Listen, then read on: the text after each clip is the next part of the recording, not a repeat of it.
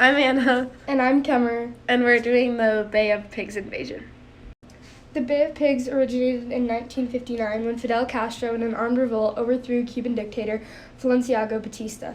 Castro was a communist leader, and those opposed to this way of ruling fled the country, seeking refuge in Mexico, Guatemala, and the United States.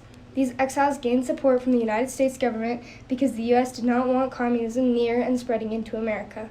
The United States' first attempt to take down Fidel Castro was April 15, 1961. They sent 8 American bombers planes disguised as Cuban planes from Nicaragua to weaken Castro's air force.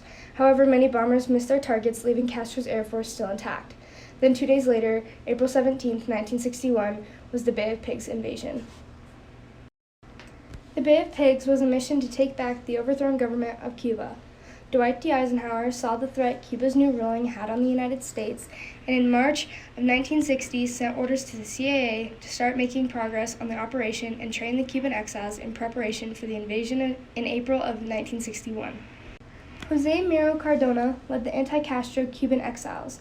As a former member of Castro's government and leader of the Revolution Committee, Cardona planned to take over the presidency of Cuba if the invasion was to succeed. The original plan was to use 2 airstrikes on Cuban air bases, along with a 1,400-man undercover invasion.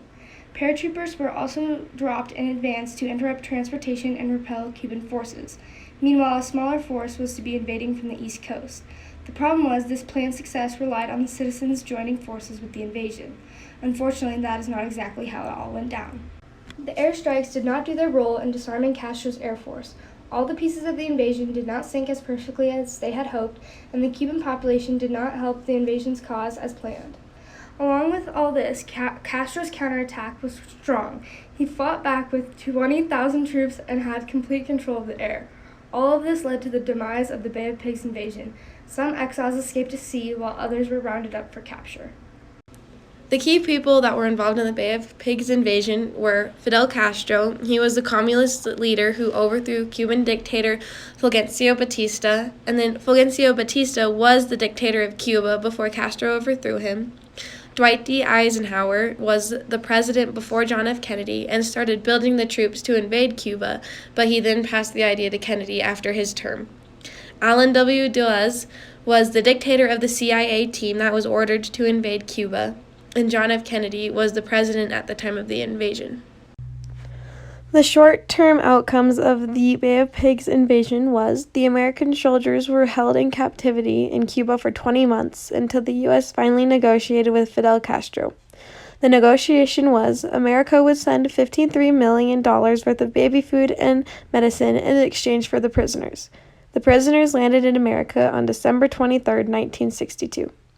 Operation Mongoose was then put in place to make up for the failed invasions and invade Cuba again, and to possibly assassinate Castro. This also failed, having a big impact on Kennedy's administration and ending the invasion on October 1962. Some of the long-term outcomes of the Bay of Pigs invasion was it strengthened Castro's administration, and so Cuba created stronger ties with the Soviet Union. This led Castro to adopt the ideas of socialism.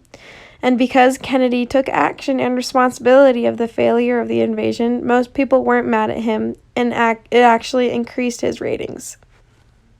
On April 20th, 1961, John F. Kennedy addressed the Bay of Pigs invasion. In his speech, he states, "First, it is clear that the forces of communism are not to be underestimated, in Cuba or anywhere else in the world. The advantages of a police state, its use of mass terror and arrests to prevent the spread of free dissent, cannot be overlooked by those who expect the fall of every fanatic tyrant. Secondly, it is clear that this nation, in concert with all the free nations of this hemisphere, must take an even closer and more realistic look at the menace of external communist intervention and the domination in Cuba. The American people are not complacent about Iron Curtain tanks and the planes less than 90 miles from our shores. The evidence is clear, and the hour is late, and we and our Latin friends will have to face the fact that we cannot postpone any longer the real issue of the survival of freedom in this hemisphere. Third and finally, it is clear that we face a relentless struggle in every corner of the globe that goes far beyond the clash of armies or even nuclear armaments. The armies that are there, and in large number. The nuclear armaments are there. but they serve primarily as the shield behind which subversion, infiltration, and a host of other tactics steadily advance, picking off vulnerable areas one by one in situations which do not permit our own armed intervention. This shows how Kennedy took charge of the Bay of Pigs invasion and really strengthened his presidency and gained the votes of many people.